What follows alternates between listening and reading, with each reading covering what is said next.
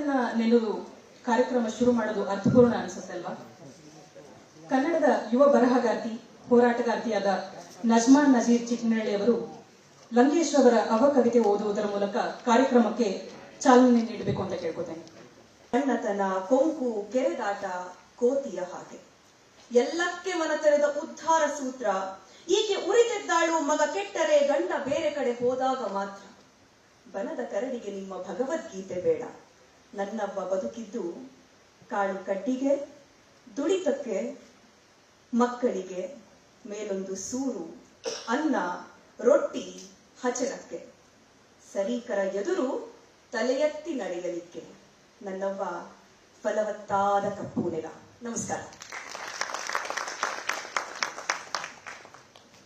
ಕನ್ನಡಿಗರೆಲ್ಲರ ನೆಚ್ಚಿನ ಕವಿತೆಯಾದ ಅವಕವಿತೆಯನ್ನು ಓದಿದ ನಜ್ಮಾರವರಿಗೆ ಧನ್ಯವಾದಗಳು.